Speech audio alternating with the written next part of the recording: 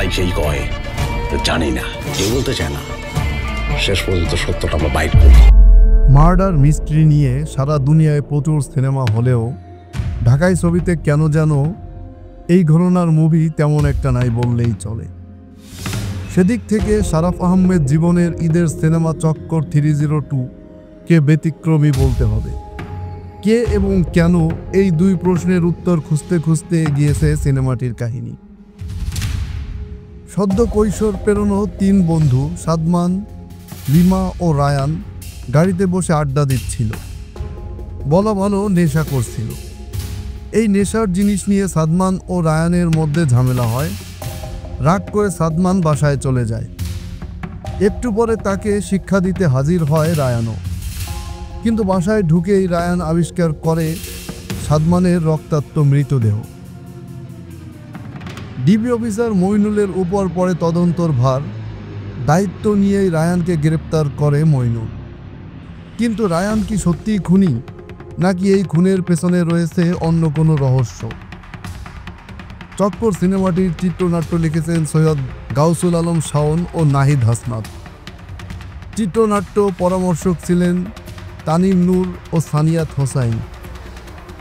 চিত্রনাট্য আর অভিনয় মিলিয়ে মোটের উপর উপভোগ্য সিনেমা চক্কর 302।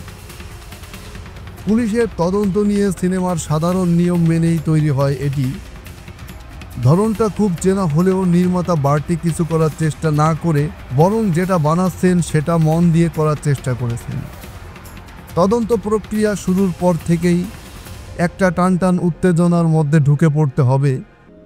পুরো সিনেমাতে এই রোমাঞ্চ ব্যাপারটি কম বেশি আছে। জীবনটা নির্ভেজাল করতে চাইলে আগে বউয়ের প্রেমে পড়তে হবে, কিংবা এত স্ট্রেট নিয়েও তোমরা এই প্রজন্মের ছেলেমেয়েরা এত স্বাভাবিক থাকো কিভাবে, এমন সংলাপ হলে হাততালি কুড়িয়েছে। সিনেমার প্রাণভোমরা গোয়েন্দা পুলিশ কর্মকর্তা মইনুল চরিত্রটিতে অভিনয় করেছেন মোশাররফ করিম। ব্যস্ত পুলিশি জীবন, বাসায় বউয়ের সঙ্গে ঝামেলা। সিনেমায় রায়ান ও সাদমানের মায়ের যে রসায়ন দেখানো হয়েছে সেটাকে জোর কোনো ভিত্তির উপর দাঁড় করাতে পারেনি নির্মাতা।